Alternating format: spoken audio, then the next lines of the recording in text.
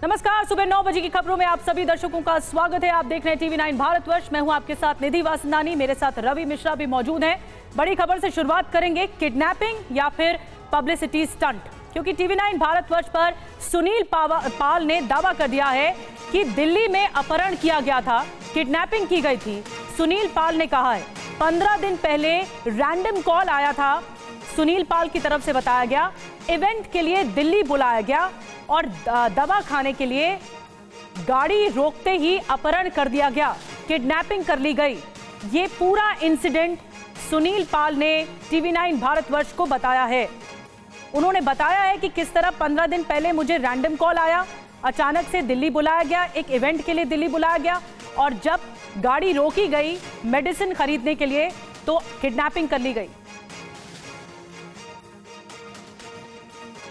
15 दिन पहले एक रैंडम फ़ोन आया था कि उनको एक इवेंट करना है। वो अनिल इवेंट वाला बोल रहा है, हरिद्वार में एक बर्थडे शो रहेगा, आप करेंगे क्या? मैंने कहा हाँ कर लूँगा। तो बोले सर पेमेंट क्या होगा?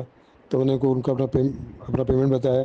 तो बोले नहीं ये तो सर ये ज़्यादा हो जाएगा, मेरे लिए इतना कीजिए। उन्होंने पेमेंट कम करवाया। मैंने कहा ठीक है कर लेते, क्योंकि मेरे पास डेट खाली थी।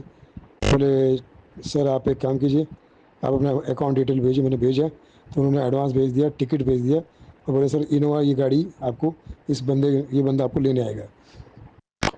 और मैं सेम डे दरभंगा से दिल्ली पहुंचा, क्योंकि दरभंगा से दिल्ली की फ़्लाइट ही 4:30 बजे की है। 6 बजे 6:15 बजे वहाँ पर लैंड किया और वहाँ की गाड़ी इनोवा खड़ी थी पार्किंग में। वहाँ गया और गाड़ी से हम लोग निकले और दिल्ली ख़त्म होने तक मुझे दवा खानी थी। तो मेरा बैग छोटा ही होता है, तो मैंने बैग भी बाहर निकाला और गले में मेरा पीलो तो होता ही है और दवा खा रहा था। तभी 2 लोग आए, बोले सर अरे आपको सुनील पाल जी यहाँ कैसे कैसे कैसे, हम आपके फ़ैन हैं। चश्मा लगाया हुआ था। तो देखते हैं कि गाड़ी में, मुझे बोले कि सर ये गाड़ी देखी और मुझे गाड़ी में ज़बरदस्ती बिठा दिया। गाड़ी जम से निकल पड़ी, एक बंदा बाजू में, बीच में मैं और मेरे बाजू में वो बंदा जो मेरा फ़ैन बना हुआ था। और वो कह रहा है सर आप हिलने की कोशिश मत कीजिए, हमारे पास बंदूक और चाकू है, आप किडनैप हो चुके हैं। आँखों में पट्टी बांध के वो 1.5-2 घंटे की ड्राइविंग में मुझे एक जगह लेके गए, एक कमरे में, और कमरे में मेरा दरवाज़ा आँखें खोली और 7-8 मुस्टंडे मेरे सामने आ गए। बोले हम किडनैपर है, हम ख़तरनाक लोग हैं, हम जान से मार देते सामने वालों को, जहर का इंजेक्शन दे देते हैं और लाश फेंक देते जंगलों में, और फिर या तो हम नदी में फेंक देते हैं बोरे में डाल के, और जो हमें पैसे नहीं देता। मतलब क्या चाहिए आपको? पैसे चाहिए? बोले हम आपके बारे में सब जानते हैं, हमें 20 लाख रुपए चाहिए। मैंने कहा भाई इतना नहीं हो पाएगा। तो बोले ठीक है खाना पीना खाइए, क्या खाना है बताइए, कल सुबह सोच समझ के जवाब देना। तो सुबह मुझसे पूछने लगे कि कितना देंगे। मैंने कहा मैं 10 लाख दे सकता हूँ। बोले ठीक है। तो सुनील पाल ने टीवी 9 से बात की और ये सारी जानकारी दी। हमारे साथ वो थोड़ी देर में मौजूद रहेंगे। सुनील पाल सीधे उनसे इन्हीं विषय पर, इन्हीं मुद्दों पर बातचीत करेंगे, सवाल उठाएंगे उनके सामने। और देखिए सुनील पाल से पूछताछ कर सकती है मुंबई पुलिस, ये भी जानकारी सामने आ रही है। सुनील पाल के अपहरण की जांच करेगी पुलिस और अपहरण का सच क्या है, पुलिस इसकी जांच करेगी। पत्नी ने पाल के गायब होने की पुलिस को जानकारी दी थी। राजीव सिंह हमारे साथ इस वक्त जुड़े हुए, हमारे संवाददाता। राजीव, पुलिस को जो शिकायत की गई उसमें क्या कहा गया? देखिए सुनील पाल की पत्नी पहले दिन जो है पुलिस थाने में सांता घोष पहुंची थी। वहां पर उन्होंने अपहरण होने की बात बताई थी। उसके बाद पुलिस ने उसी समय तमाम जो सर्विलांस सिस्टम है वो उसके जरिए सुनील पाल को ट्रेस करने की शुरुआत की थी। लगभग 2 से 3 घंटे के दरमियान ही सुनील पाल की तरफ से इस बात की जानकारी दी गई कि वो सुरक्षित है और अगले 3 से 4 घंटों में वो पहुंच जाएंगे। खुद मुंबई पुलिस के जो जोनल डीसीपी हैं उनसे हमारी बात हुई तो उनका कहना था कि उस वक्त हमने किडनैपिंग की फिर एफआईआर नहीं ली, कि वो सुनील पाल के आने का इंतजार कर रहे हैं। उनके स्टेटमेंट के आधार पर उसके बाद में केस दर्ज किया जाएगा कि हकीकत क्या है। सुनील पाल क्या स्टेटमेंट देते हैं, उसमें किस तरह की जानकारी देते हैं, साथ साथ में जो जानकारी सुनील पाल उपलब्ध कराएंगे, पुलिस उन तमाम जगहों को भी वेरीफाई करेगी। डम डाटा भी निकाला जा सकता है ताकि ये जानने की कोशिश की जाए कि आखिर जो लोग थे, अगर उनके पास कोई फोन वगैरह था या जिन लोकेशन पर लेकर गए थे वो कौन लोग थे, उससे आइडेंटिफाई किया जाएगा। जी राजीव, आप हमारे साथ बने रहिए। खुद सुनील पाल हमारे साथ इस वक्त जुड़ गए हैं, उनसे बातचीत करते हैं। सुनील जी, टीवी 9 भारतवर्ष में आपका स्वागत है। आप ज्यादा बेहतर बता पाएंगे कि हुआ क्या आपके साथ, क्या घटना हुई, कौन थे वो किडनैपर्स, कैसे आपको रैंडम कॉल हुई, क्या हुआ था? बिल्कुल जैसा आपने कहा, एक रैंडम कॉल आया कि एक प्रोग्राम करवाना है आपको, एक शो करवाना है आपका और बर्थडे शो है, हरिद्वार में रहेगा, कैसे करेंगे? तो मैंने कहा भाई ये ऐसा-ऐसा हो जाएगा, पेमेंट इतना होगा। बोले नहीं सर पेमेंट बहुत ज़्यादा है, थोड़ा कम कीजिए क्योंकि बर्थडे का शो है और हरिद्वार आइए, आपको घूमने का भी मौका मिलेगा, ये भी करने का मौका मिलेगा। ठीक है, मैं कहा 1 दिन पहले मैं दरभंगा में हूँ, तो बोले ठीक है वहाँ से फ्लाइट करवा दी जाएगी आपकी। तो दरभंगा से पहली फ्लाइट ही दिल्ली के लिए 4:30 बजे की निकलती है और बैग मैंने जानबूझ के छोटा रखा था क्योंकि मैं नहीं चाहता था कि वो चेक इन में टाइम लग जाए और उसमें फिर तो मैंने छोटा सा बैग बना के उसमें जो ज़रूरी कपड़े थे वो मैंने डाले। कुछ 1-2 चीज़ें मेरी वहाँ दरभंगा में रह भी गई। बाद में मैंने एक दोस्त वहाँ पे राजू नाम का था, उसको बोला कि ले लेना, लेकिन वो भी बेचारा भूल गया, नहीं ले पाया। एनीवेज़, तो फिर मैं जैसे-तैसे दिल्ली पहुँचा, दिल्ली के बाद मैंने उनको फ़ोन किया तो वो बंदा एक ड्राइवर था इनोवा वाला, उसने मुझे सामने पार्किंग में बुला लिया, जो फर्स्ट फ्लोर की पार्किंग है वहाँ पर मैं गया और वहाँ से हम लोग निकल पड़े। तो रास्ते में मैंने उनको कहा भाई कोई अच्छा से कोई चाय की दुकान या कोई ऐसी चीज़ हो तो मुझे बताना, मुझे दवा भी खाना, ठीक है? ओके। और पी लो, मैंने ऐसा लगा लिया और उसने कहीं एक जगह पे रोका, तो मैंने बैग ही उठा लिया। तो मैंने कहा उठा के निकालता हूँ बैग में से दवा, तो दवा निकाल के खा ही रहा था कि इतने में टैप हुआ पीछे से। बोले अरे सर सुनील जी कैसे हैं आप? बोला कौन? बोले यार सर आपके फैन है। एक कलरफुल चश्मा लगा हुआ था एक बंदे का। तो बोले सर हम छोटे-मोटे हम भी आपके फैन है, ये है वो है। सर ये जो छोटी सी गाड़ी है ना ये भी मेरी है, जरा आइए ना सर देखिए ना। गाड़ी के उस तरफ एक आदमी टेका लगा खड़ा था, एक ड्राइवर सामने बैठा हुआ था और मुझे बोला इधर देखिए, दरवाजा खुला, अंदर मुझे ढकेल दिया और गाड़ी और साथ में बैठ गया, ज़ूम से गाड़ी निकल पड़ी और मेरे मुंह पे मास्क लगा दिया, सब चीज़ें कि भाई अब तुम हिलना डुलना मत, अभी तुम्हारा किडनैपिंग हो चुका है, अब शांत रहना क्योंकि हमारे पास बंदूक भी है, हमारे पास चाकू भी है, हम आप पे जानलेवा हमला भी कर सकते हैं, चुप रहो बिल्कुल, ठीक है? ओके। 1-2 गालियाँ भी दे दी, जैसे जैसे वो माहौल बनाते हैं, आपको पता ही होगा। और वो गाड़ी 1 डेढ़ घंटा 2 घंटे के आसपास कहाँ जा रही कैसे जा रही, क्योंकि पट्टी तो मेरे आंखों पे थी, मुझे समझ में नहीं आ रहा कहाँ जा रही। और वो अंधेरे में एक जगह पे मुझे लेकर गए, ऐसे पकड़ के, फिर दो तीन लोग उनके वहां से भी आए और मुझे एक तरफ इसने पकड़ लिया, एक तरफ उसने चढ़ा रहे हैं। 2 बार सीढ़ियाँ चढ़ी और एक कमरे में, अंधेरे कमरे में लेकर गए और वहां मेरी पट्टी खोली और सब आधे अधूरे तक सबके मुंह पे कपड़ा बंधा हुआ था और सब अरे इधर बैठ इधर, ऐसा वो जो चिल्ला के, हाँ ये हम तो पहले अभी तुझे दे देता हूँ, इंजेक्शन दे देता हूँ, जहर का इंजेक्शन दे देता हूँ। बोले भाई, दूसरा उसको पकड़ा रही, छोड़ अभी रुकना थोड़ी देर अभी। दूसरा कह रहा नहीं भाई, एक काम कर, इसको बोरे में डाल के नदी में फेंक देते हैं, हम तो ऐसा भी कर देते, ठीक है? तो वो डराने का पूरा माहौल बना रहे थे। तो मैंने कहा भाई आप मुझे बताइए कि आप मुझसे चाहते क्या है, मुझे यहाँ पर क्यों लाया है? घबरा तो गया था मैं अंदर से बहुत ही ज्यादा कि मुझे समझ में नहीं आता क्या हो रहा है, क्योंकि मैंने तसव्वुर भी नहीं किया था कि क्या होने वाला, ऐसा होने वाला, ये मेरे दिमाग में भी नहीं था। मैं तो शो के लिए जा रहा था, लेकिन पता नहीं मेरे साथ में ऐसा ये क्या हो गया। तो फिर वो जैसे ही मुझे रूम में लेकर मतलब मैंने उनसे पूछा कि क्या चाहिए, तो बोले भाई अगर जान बचानी है तो सुन ले कान खोल के, हमें पैसे चाहिए, वो नहीं मिले तो बेटा तू गया, ये है वो जो भी उनकी तरह से। तो मैंने कहा भाई क्या मतलब कितना पैसा चाह रहे हैं, क्या चाह रहे हैं? बोले 20 लाख रुपए दे दे, तेरे बारे में सब पता है, तू कलाकार है, तू ऐसा करता, तू वैसा करता है, सब चीजें। तो मैंने कहा भाई 20 लाख रुपए ज्यादा हो जाएंगे, ये है वो है ये। फिर उन्होंने थोड़ा चिल्लाना चीखना शुरू किया, फिर वैसा माहौल बनाना शुरू कर दिया, फिर कोई धक्का देने लगा, कुछ करने लगा। फिर वो बोले एक काम करे, छोड़ इसको आराम करने दे, थका हुआ है, आराम करने दे। खाना खाएगा तू, क्या खाएगा? पनीर रोटी खाएगा, पनीर रोटी मंगा रहे इसके लिए जरा सा गर्मा गर्म, और खाना मंगाया गया। बोले आराम कर। 2-4 लोग मेरे बाजू में और भी सोए हुए थे, बोले ये सब रक्षा करेगा, सुबह भागने की कोशिश मत करना, हम लोग गोली मार देते हैं, ये कर देते वो कर देते, ठीक है ओके। और बाहर से दरवाजा बंद करके चले गया। सुबह 8 बजे आसपास, 7-8 बजे आसपास सब लोग आए अंदर, सब लोग जाग गए, मुझे भी, मैं तो सोया ही नहीं था, मेरे तो खाली हल्की सी आंख ब्लिंक कर रही थी और मैं सोच रहा था रात भर कि क्या हो रहा है यार, कैसे कहाँ फंस गया हूँ मैं, क्या होगा अब आगे, क्या होगा। भगवान की प्रार्थना कर रहा था, माँ को याद कर रहा था, परिवार को याद कर रहा था। मैंने कहा यार ये मेरे साथ ऐसा क्यों हुआ, हमने तो किसी का बुरा नहीं सोचा, मैं किसी का बुरा नहीं चाहा, क्या हो रहा है। ऐसे में फिर सुबह हो गई और वो आए मेरे पास में, मुझे बोले भाई देख वो आदमी अच्छा है, नाटक मत करना, पंगा मत करना, अपने एटीएम कार्ड से हमें पैसे निकाल के दे दे, ज्यादा नहीं 10 लाख दे दे, तुझे छोड़ दूंगा। मैंने कहा भाई एटीएम कार्ड मैं इस्तेमाल नहीं करता हूँ, मेरे पास कार्ड का कोई रिकॉर्ड ही नहीं है, मैं कार्ड वाला बंदा हूँ ही नहीं। मेरा जो भी व्यवहार होता है चेक से होता है, उससे होता है, लेकिन वो भी मेरी पत्नी करती है, क्योंकि हमारा जॉइंट कमांड तो सारा हिसाब किताब उसी के पास होता है। लेकिन मैं नहीं चाहूँगा तो पत्नी को फोन करो, फला करो, क्योंकि उसको स्ट्रेस हो जाएगा, फिर मेरा परिवार भी हिल जाएगा, सबको परेशानी हो जाएगी। तो मैंने कहा कैसे करेगा? मैंने कहा मेरे कुछ दोस्तों को मैं फोन करता हूँ जो जिनके ऊपर मुझे एक घर जैसा संबंध है, उनसे बात करता हूँ, किसी से लाख, किसी से 2 लाख, किसी से कुछ ऐसा करके बात करता हूँ। तो बोले वो कहाँ ट्रांसफर करेंगे? बोला तो आप मुझे कोई अकाउंट नंबर दो। और अच्छा अकाउंट नंबर हम तुझे दे, ये वो। लेकिन बाद में फिर उन्होंने सोचा कि अभी सही बोल रहा है, इसके पास में इसके लिए कोई ऑप्शन नहीं। तो बोले ठीक है, तुझे हम छोड़ रहे हैं, गाड़ी में बैठ जा, ये तुझे जहाँ लेके जाएंगे। कुछ 2 4 5 लोग थे, और बोले वो जहाँ जब तुम बोलोगे वहाँ फोन करेंगे वो, और वहां से पैसा मंगाएंगे, और जैसे ही टारगेट पूरा हो जाएगा तो मैं हम शाम को फ्लाइट से, जैसे फ्लाइट से लाया था वैसे ही फ्लाइट से वापस भी कर देंगे। ठीक है? मैं ठीक है।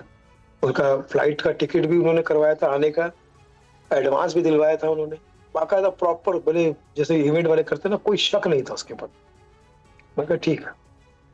तो मेरी आंखों में पट्टी बांध के फिर मुझे नीचे लेके गए। मुझे कार के पीछे वाले इनोवा सा जैसी गाड़ी, बहुत बड़ी गाड़ी थी, पीछे बिठाया, और मुझे ऐसा, मैं सोया हुआ था, बोले उठना नहीं, किसी को दिखना नहीं, ना किसी को दिखना ना किसी को देखना, जब हम बोलेंगे तब उठना, फोन करना। और फोन उन्होंने पहले झटके से ही ले, रात भर उनके पास फोन था, सुबह भी उनके पास फोन था, दिन भर उनके पास फोन था। जब उनको बात करनी होती थी तब वो मुझसे स्पीकर पे बात करवाते थे, किससे बात करनी, कैसे बात करनी, क्या बोलना है, किसको क्या बोलेगा। तो मैं बोला भाई बताइए। तो बोले उसको बोलना कि तुमको एक मेडिकल प्रॉब्लम हो गया है, उसके लिए दे दो, फिर किसी को बोलना गाँव भेजना है, उसके लिए भेज दो, मतलब कुछ और बताना। जाहिर सी बात है, वो तो किडनैपिंग का तो बोलेंगे नहीं। तो कुल मिलाकर तो मैंने ऐसे सुनील जी कितने पैसे आपको देने पड़े, और क्या वाकई पैसे वो आपने पे किए छूटने से पहले? सुबह से शाम तक ये डील चलती रही। उनको एक ट्रांजेक्शन में कम से कम 1 से 1.5 घंटा लगता था, क्योंकि पैसा मंगाना और फिर उनको अपने किसी में करना, फिर इसमें बहुत लंबा समय आ रहा था, क्योंकि वो तो टेक्निकली कर रहे थे, उनको कुछ छुपाना भी था, है ना। तो एक डील में तो ऐसा करते करते शाम के 6 बज गए। 6 बजने तक मैं वैसे ही पीछे सोया रहा, और मुझे उठने नहीं दिया उन्होंने।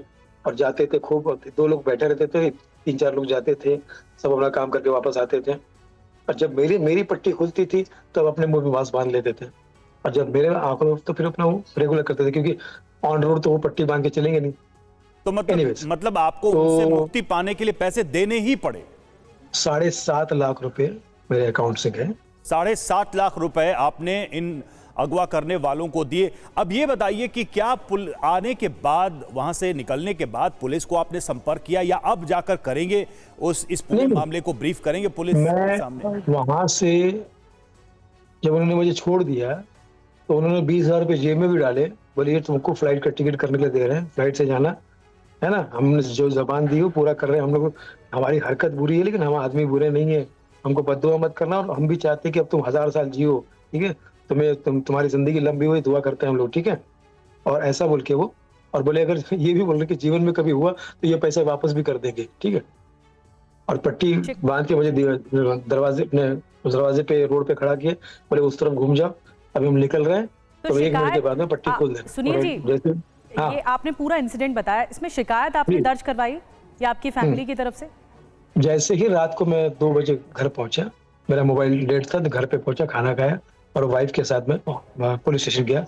पुलिस में ये बात पहले से ही पता थी, क्योंकि वो वाइफ जाके वो पुलिस में बोल के आई थी कि ऐसा कुछ हो रहा है, मुझे शक है, क्योंकि वन ऑफ द पर्सन ने ये बात बता दी कि सुनील जी पैसे मंगवा रहे हैं, मैं दे रहा हूँ, लेकिन मुझे लग रहा है कि कुछ शायद गड़बड़ है।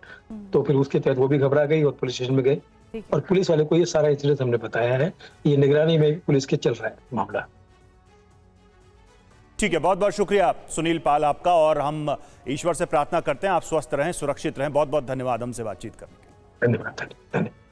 बात महाराष्ट्र की सियासत की करते हैं। आज महाशपथ का दिन है। महाराष्ट्र में आज महायुति की सरकार बनने जा रही है। शपथ ग्रहण है। ताजपोशी है। देवेंद्र फडणवीस सीएम पद की शपथ लेंगे। शाम 5:30 बजे फडणवीस का शपथ ग्रहण है। डेप्यूटी सीएम भी शपथ लेंगे जो अजित पवार हैं। शिंदे भी डेप्यूटी सीएम पद की शपथ लेंगे जो सूत्र हमें बता रहे हैं।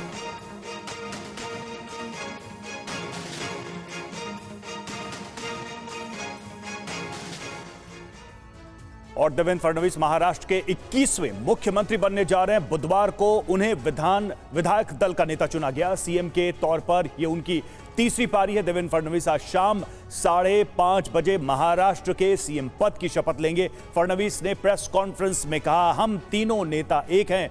डिप्टी सीएम और सीएम सिर्फ तकनीकी पद है।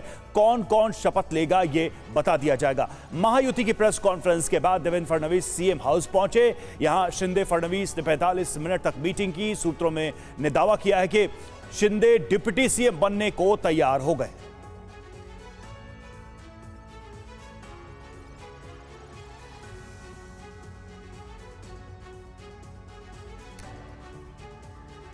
और आपको बता दें कि कल राजभवन में दावा पेश करने के बाद देवेंद्र फडणवीस ने एकनाथ शिंदे को लेकर क्या कुछ कहा, आपको सुनवाते हैं।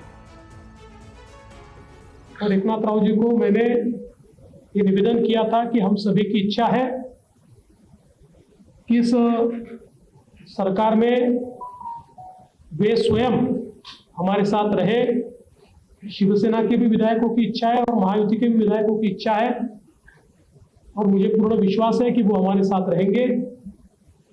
और पिछले 2.5 सालों में शिंदे जी के साथ माननीय अजीत दादा और मैं, हम तीनों ने मिलकर साथ में मिलकर सारे निर्णय किए हैं। और आज भी हमारे लिए ये जो पद है, ये पद एक प्रकार से टेक्निकल बात है। हम तीनों मिलकर और साथ में हमारे जो साथी पक्ष है उनको साथ में लेकर तमाम निर्णय करेंगे। और एकनाथ शिंदे ने महायुति की मीटिंग में सीएम पद के लिए फडणवीस के नाम का प्रस्ताव दिया था। राजभवन से लौटने के बाद एकनाथ शिंदे ने इस पर क्या कहा वो भी सुनिए। देवेंद्रजींनी मी मुख्यमंत्री व्हावं म्हणून माझ्या नावाची शिफारस केली होती आणि आज देवेंद्रजी मुख्यमंत्री व्हावे अशी शिफारस आणि पाठिंब्याचं पत्र शिवसेनेच्या वतीने आज आम्ही दिलंय। और जब एकनाथ शिंदे से कल ये पूछा गया कि क्या वो भी डिप्टी सीएम की शपथ लेने वाले हैं तो उन्होंने जवाब दिया, आपको बताएंगे। सब्र रखिए, उन्होंने ये कहा। इसी बीच अजित पवार ने ये कह दिया कि मैं तो शपथ लूंगा। इस पर तीनों नेता हंसने लगे और इसके बाद शिंदे ने कहा कि उन्होंने सुबह भी शपथ ली थी एक वक्त में और शाम को भी शपथ लेने का अनुभव उन्हें है। एक बार फिर सुनिए इस प्रेस कॉन्फ्रेंस में क्या क्या हुआ, किस तरह सब नेता हंसने लग गए। क्या आप और अजीत दादा पवार साहब भी कल डिप्टी सीएम पद की शपथ लेंगे? अरे भैया, अभी तो कहा, देवेंद्र जी ने भी कहा, मैं भी कह रहा हूँ, रुको थोड़ा, अभी शाम तक रुको। अभी कल शपथ ली है ना, शाम तक उनका समझ में आएगा। मैं तो लेने वाला हूँ।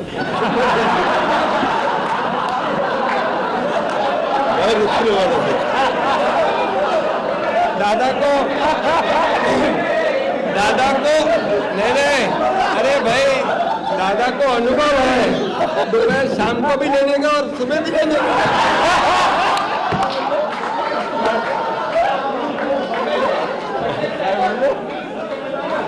परंतु ऐका, पूर्वी आम्ही सकाळी दोघांनी घेतली होती, तो हे राहून गेलेलो होता। आता पुढे 5 वर्ष आता ठेवणार आहे।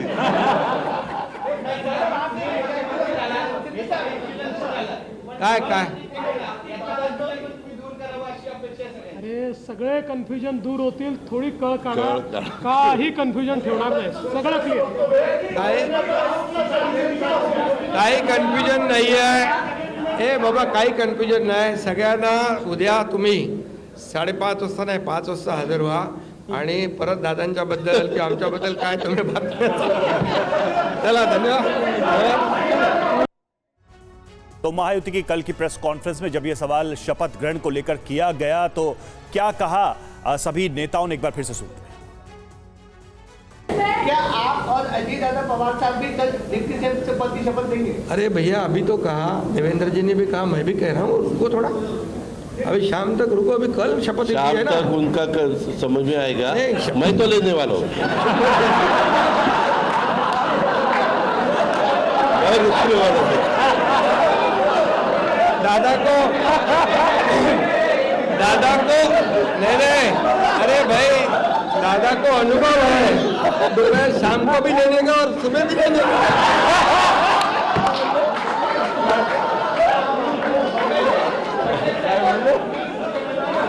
परंतु ऐका, पूर्वी आम्ही सकाळी दोघांनी घेतली होती, तो हे राहून गेलेलो होता, आता पुढे 5 वर्ष आता ठेवणार आहे।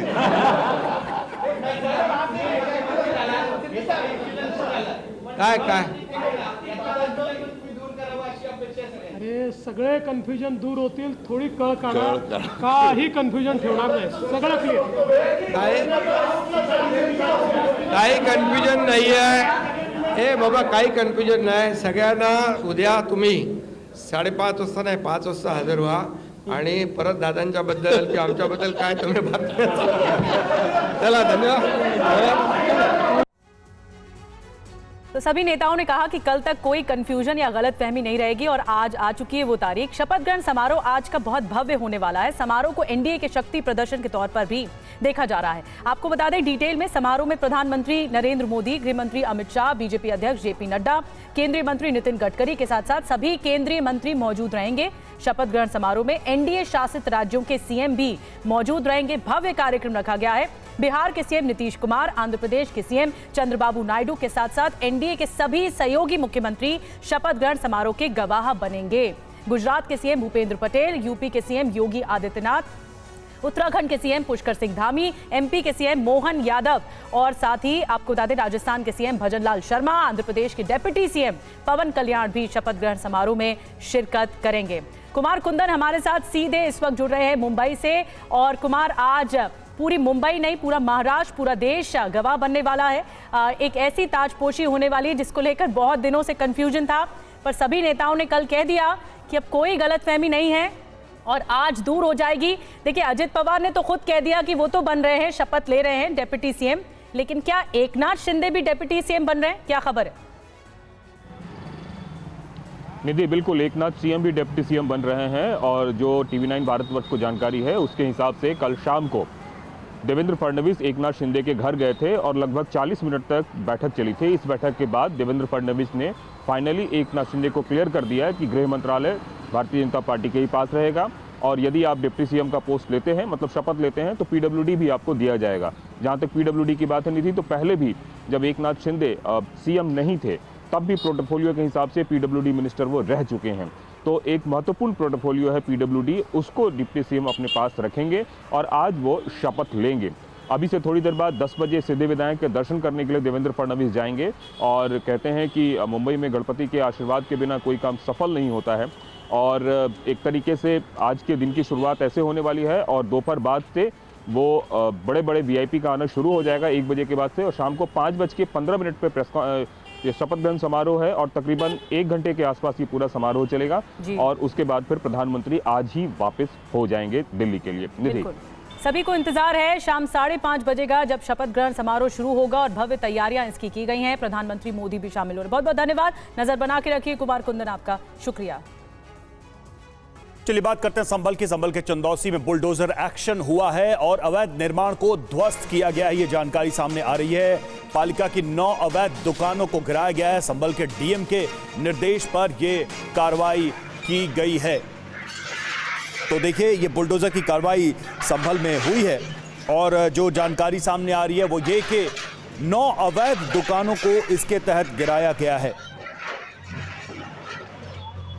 और ये भी जानकारी दी गई है प्रशासन की तरफ से कि जहां पर बुलडोजर एक्शन हुआ है वो हिंसा वाली जगह नहीं है, वो अलग जगह है जहां पर ये बुलडोजर की कार्रवाई की जा रही है।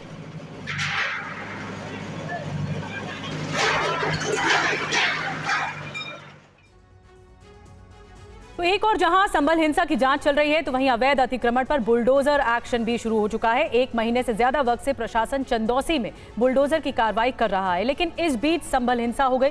संभल हिंसा के चलते बुलडोजर की कार्रवाई को रोक दिया गया था। अब फिर से बुलडोजर की कार्रवाई शुरू हो गई है। चंदौसी में मंगलवार को संभल गेट पर आपको बता दें कि अतिक्रमण पर पालिका का बुलडोजर गरजा और पालिका की 9 दुकानों को पूरी तरह ध्वस्त कर दिया गया। साथ ही 26,000 रुपए जुर्माना भी वसूला गया है। प्रशासन की सख्ती के चलते लोग खुद ही अपनी दुकानें और जो मकान हैं वो बाहर नाले पर किया गया अतिक्रमण ध्वस्त करते हुए खुद ही लोग नजर आ रहे हैं। और बुलडोजर एक्शन पर चंदौसी नगर पालिका के चेयरमैन के प्रतिनिधि ने क्या कहा, आइए सुनते हैं। जो पालिका के सामने की दुकानें हैं इन पे चला है और इनके लिए भी हमने जैसे हम वचनबद्ध हैं कि किसी को नुकसान नहीं होने देंगे, तो हमने ये प्लान बनाया है कि जो इन पीछे जगह है नगर पालिका की उसमें इनको जितना काटा गया है आगे से उतना पीछे इनको दे दी जाएगी। मतलब ये कि किसी का नुकसान नहीं होगा। अभी कहाँ चिन्हित इलाका कहाँ और चलना है? नहीं, शहर में प्रत्येक जगह अतिक्रमण अभियान रहेगा, जहां पर भी जैसे सीता रोड पर जल भराव रहता है, संभल गेट पर जल भराव रहता है।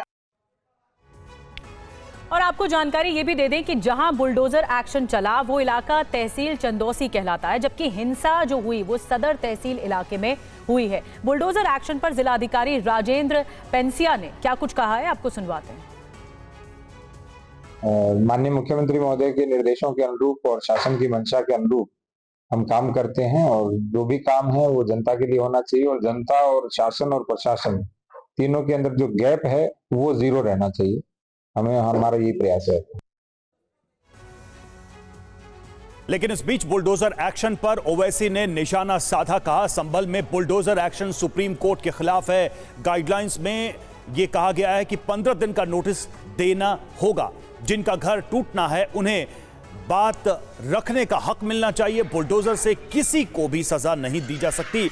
यूपी की सरकार एक पूरे समाज को सजा दे रही है। संवैधानिक अधिकारों का इस्तेमाल करने की सजा मिली है। जो सरकार सुप्रीम कोर्ट के आदेश नहीं मान सकती, सरकार संविधान के मुताबिक काम नहीं कर रही, क्या ऐसी सरकार को सत्ता में रहने का कोई हक है?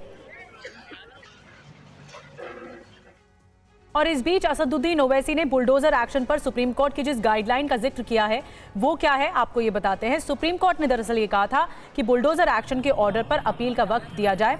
शो कॉज नोटिस के बिना कोई निर्माण नहीं गिराया जाएगा, ये सुप्रीम कोर्ट की ओर से कहा गया, देश की सर्वोच्च अदालत की ओर से। पोस्ट के जरिए कंस्ट्रक्शन के मालिक को पहले नोटिस भेजा जाए। अवैध निर्माण के नोटिस को दीवार पर भी चिपकाया जाएगा। नोटिस भेजने के बाद शख्स को 15 दिनों का समय दिया जाना चाहिए। कलेक्टर और डिस्ट्रिक्ट मजिस्ट्रेट को भी जानकारी दी जाए। फिर कार्रवाई पर नजर रखने के लिए नोडल ऑफिसर नियुक्त हो। बाकायदा डिजिटल पोर्टल हो जहां नोटिस और ऑर्डर की जानकारी हो। अधिकारी पर्सनल हियरिंग करें और इसकी रिकॉर्डिंग भी की जाए। फिर फाइनल ऑर्डर को डिजिटल पोर्टल पर दिखाया जाए। फाइनल ऑर्डर दिए जाने के बाद भी 15 दिन का मौका दिया जाए। निर्माण गिराए जाने की कार्रवाई की वीडियोग्राफी की जाए। निर्देश का पालन न करने कोर्ट की अवमानना मानी जाएगी अगर जो भी निर्देश का पालन नहीं करेगा। नोटिस बगैर निर्माण गिराया गया तो अफसर को दोबारा बनाना होगा और गाइडलाइन सड़क या नदी के पास किए गए अवैध कब्जे पर नहीं है।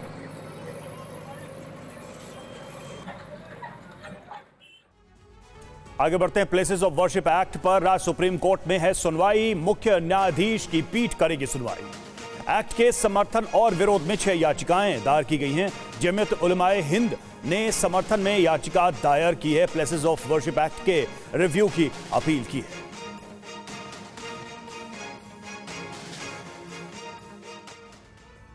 और इस मामले में आपको बता दें कि 20 मई 2022 को तत्कालीन सीजेआई चंद्रचूड़ की टिप्पणी इस पर क्या थी, आपको बताते हैं। जस्टिस चंद्रचूड़ ने यह कहा था कि वर्शिप एक्ट किसी पूजा स्थल के धार्मिक चरित्र का पता लगाने पर रोक नहीं लगाता। वर्शिप एक्ट धार्मिक स्थल के स्वरूप को बदलने पर रोक लगाता है। ये बड़ी टिप्पणी थी जो कि 20 मई 2022 को की गई थी प्लेसेस ऑफ वर्शिप एक्ट के मामले में। पीयूष पांडे हमारे साथ, हमारे संवाददाता इस वक्त जुड़े हैं। पीयूष, जो याचिका है उसमें रिव्यू की बात कही गई है। इस रिव्यू में क्या डिमांड की गई है, क्या मांग रखी गई है अदालत के सामने? बिल्कुल, अभी देखिए इस मामले में जो अश्वनी उपाध्याय और डॉक्टर सुब्रमण्यम स्वामी समेत अन्य जो हिंदू पक्षकार हैं उनकी तरफ से जो कानून है उसकी समीक्षा करने की मांग की गई है और ये कहा गया है कि कोई भी कानून सीधे तौर पर अदालत में याचिका दाखिल करने या कोई भी आवेदन दाखिल करने से नागरिक को नहीं रोक सकता है। और इस कानून की सबसे बड़ी खामी यही है कि पूरी तरह से धार्मिक मामलों में जो किसी पूजा स्थल की विवेचना करने या उसकी हकीकत का पता लगाने के संबंध में अगर कोई व्यक्ति याचिका दाखिल करना चाहे, आवेदन दाखिल करना चाहे, तो इस एक्ट के तहत पूरी तरह से रोक लगा दी गई थी और ये सबसे बड़ी खामी है। ये संवैधानिक नियमों का उल्लंघन है, तो ऐसी स्थिति में इस कानून को असंवैधानिक करार दिया जाए। जबकि दूसरी ओर जमीयत उलेमा हिंद की तरफ से ये कहा गया कि इस कानून को पूरी तरह से समुचित तरीके से लागू कराया जाए ताकि जो अन्य इश्यूज हैं राम मंदिर के बाद वो ना उठ सकें और देश का माहौल अच्छा रहे। साथ ही जो एक पक्ष है वो पूरी तरह से अपने जो इबादत गाह हैं उनकी पूरी तरह से सुरक्षा रख सके। तो आज दोनों पक्षों की जो याचिकाएं हैं उन पर सुनवाई होगी। इस पर पहले सरकार से जवाब तलब किया जा चुका है। तो ऐसी स्थिति में आज सरकार से को पूछ सकती है कि आपने अब तक जवाब क्यों नहीं दाखिल किया। और इस मामले पर दोनों पक्षकारों से यानी कि अश्वनी उपाध्याय, सुब्रमण्यम स्वामी और दूसरी तरफ जमीयत उलेमा हिंद, इन दोनों की तरफ से दलीलें पेश की जा सकती हैं। जी रवि, शुक्रिया पीयूष आपका इस जानकारी के लिए। और आइए अब बांग्लादेश से जुड़ी खबर। बांग्लादेश में हालात अब लगातार बिगड़ते जा रहे हैं क्योंकि हिंदुओं से हिंसा पर मोहम्मद यूनुस सरकार की खामोशी ये बता रही है कि कोई एक्शन नहीं लिया जा रहा। सरकार की कमान पूरी तरह से कट्टरपंथियों के हाथ में इस वक्त चली गई है। अब एक और बड़ा फैसला ले लिया गया है जिसमें बांग्लादेश में मीडिया का गला घोटने की तैयारी है। अल्पसंख्यकों की सुरक्षा के लिए आवाज उठाने वाले भारतीय चैनलों को बैन किया जा सकता है, जिसके लिए हाईकोर्ट में एक याचिका दायर की गई है जिसमें बांग्लादेशी संस्कृति और समाज पर भारतीय मीडिया के बढ़ते प्रभाव को लेकर चिंता जताई गई है।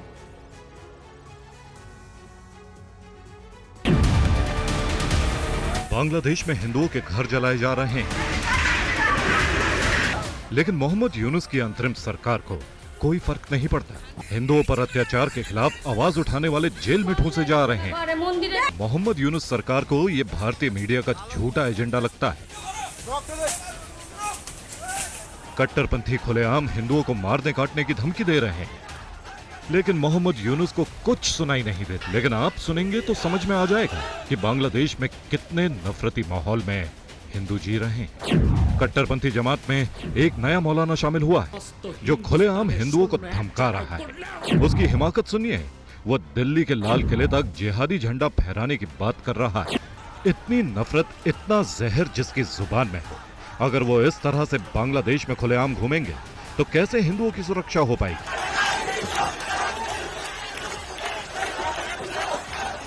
ऐसे कट्टरपंथी मौलाना ही भीड़ को उकसाते हैं और हिंदुओं पर अत्याचार कराते हैं। पहले इस मौलाना का नाम सुन लीजिए, फिर इसकी एक और कट्टरपंथी तकरीर आपको सुनवाएंगे। इस कट्टरपंथी मौलाना का नाम है इनायतुल्लाह अब्बासी। ये तहरीके खत्मे नबूवत नाम का इस्लामिक संगठन चलाता है। ढाका में एक मजलिस में इसने ये जहरीला बयान दिया। हालांकि ये मौलाना इनायतुल्लाह पहले भी इस तरह की भड़काऊ नफरती तकरीरें देता रहा है, लेकिन इस बार उसने सारी सीमाएं लांघ दी। न सिर्फ हिंदुओं के खिलाफ नफरती बयान दिए, बल्कि भारत पर हमले का ब्लूप्रिंट बताने लगा। मौलाना इनायतुल्लाह का यह बयान सोशल मीडिया पर वायरल हो रहा है। इससे पहले भी कई और नफरती बयान हैं, जिसमें वो बांग्लादेश को एक इस्लामिक कट्टरपंथी मुल्क बनाने का मंसूबा पाले हुए हैं। यानी हिंदुओं के खिलाफ षड्यंत्र काफी वक्त से रचा जा रहा था। ये कट्टरपंथी मौलाना सही वक्त के इंतजार में थे, और वो वक्त शेख हसीना सरकार के तख्ता पलट के बाद आया है, जब इस तरह के मौलाना पूरी तरह बेकाबू हो चुके हैं। इनके साथ ही नोबेल शांति पुरस्कार विजेता मोहम्मद यूनुस के चेहरे से भी नकाब उठ गया है, क्योंकि जिस वक्त इस मौलाना ने बयान दिया, उस वक्त एक सेमिनार में मोहम्मद यूनुस भारत विरोधी एजेंडे को धार दे रहे थे। भारत की मीडिया पर हिंदुओं पर अत्याचार की झूठी अफवाह फैलाने का आरोप लगा रहे थे। यानी मोहम्मद यूनुस हिंदुओं पर हमले को पूरी तरह नकार रहे हैं। इन तस्वीरों को भी खारिज कर रहे हैं जो रोजाना बांग्लादेश से आ रही हैं। शांति दूत बनकर वो खामोश है। मोहम्मद यूनुस ने सेमिनार में कहा, गलत जानकारी का एक कैंपेन भारतीय मीडिया ने चलाया हुआ है, जिसमें बांग्लादेश को टारगेट किया जा रहा है। भारतीय मीडिया के प्रोपेगेंडा का मंसूबा बांग्लादेश में लगातार हिंसा दिखाकर हमारी छवि खराब करना है। हम इंटरनेशनल मीडिया को न्योता देते हैं वो बांग्लादेश आए और खुद परिस्थिति का आंकलन करें।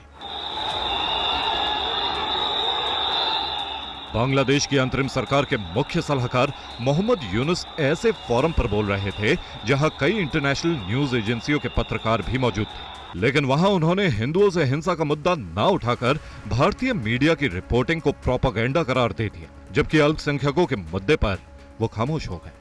मोहम्मद यूनुस की खामोशी मौलाना इनायतुल्लाह जैसे कट्टरपंथियों को खुलेआम नफरत फैलाने का लाइसेंस दे रही है, जो भीड़ को भड़काकर हिंदुओं से हिंसा कराने का ख्वाब पाले बैठे हैं। सिर्फ इतना ही नहीं, बांग्लादेश को नया पाकिस्तान बनाने की मंशा भी है, जहां अल्पसंख्यकों के लिए कोई जगह न हो। Bureau report, TV9 Bharatvarsh. और मोहम्मद यूनुस सिर्फ कठपुतली हैं, जबकि सरकार की कमान कट्टरपंथियों के हाथ में आ चुकी है। हालात इतने खराब हो चुके हैं कि ब्रिटेन और अमेरिका भी बांग्लादेश में हिंदुओं पर हो रहे हमलों पर चिंता जता चुके हैं। लेकिन बांग्लादेश की अंतरिम सरकार को इससे फर्क नहीं पड़ता, बल्कि वो कट्टरपंथियों के मंसूबों को पूरा करने के लिए जी जान से जुटी हुई है। जब सल्तनत की कमान कट्टरपंथी ताकतों के हाथ में जाती है तो मुल्क से ऐसी तस्वीरें सामने आती हैं। जब अराजकता हावी होती है, जहां हिंसक प्रदर्शन होते हैं, जहां अधिकारों का दमन होता है, और इसका सबसे ज्यादा शिकार वो होते हैं जिनकी संख्या कम होती है, यानी अल्पसंख्यक। बांग्लादेश में हिंदुओं की आबादी करीब 8% है। कट्टरपंथी जमात के उकसाने पर भीड़ का शिकार हिंदू ही हो रहे हैं। बांग्लादेश ठीक उसी रास्ते पर जा रहा है जहां आज पाकिस्तान आ खड़ा हुआ है। पाकिस्तान में भी हिंदुओं पर अत्याचार होता रहता है, अब बांग्लादेश में भी वही हो रहा है। पाकिस्तान एक कट्टरपंथी इस्लामिक मुल्क है, जबकि बांग्लादेश को वहां मौजूद कट्टरपंथी जमात इस्लामिक मुल्क बनाना चाहती है, जहां अल्पसंख्यकों के लिए कोई जगह ना हो। मोहम्मद यूनुस पाकिस्तान प्रेम में सुध बुध खो बैठे हैं। शायद उन्हें अंदाजा नहीं कि एक कट्टरपंथी मुल्क से दोस्ती करना बांग्लादेश के लिए हानिकारक साबित हो सकता है। पाकिस्तान प्रेम की एक और नजीर सुन लीजिए। अब बांग्लादेश की अंतरिम सरकार ने ऐलान किया है कि पाकिस्तान के नागरिकों और किसी भी देश में रह रहे पाकिस्तानी मूल के नागरिकों को वीजा में ढील दी जाएगी और इस आदेश को तुरंत अमल में लाया जाए। यानी पहले पाकिस्तान के लिए कारोबारी रूट खोलना, फिर पाकिस्तान के नागरिकों को वीजा में रियायत देना बता रहा है कि बांग्लादेश की अंतरिम सरकार भारत विरोधी एजेंडे पर चल रही है। इसलिए उन तमाम कट्टरपंथियों पर कोई एक्शन नहीं लिया जा रहा है जो हिंदुओं के खिलाफ साजिशें रच रहे हैं।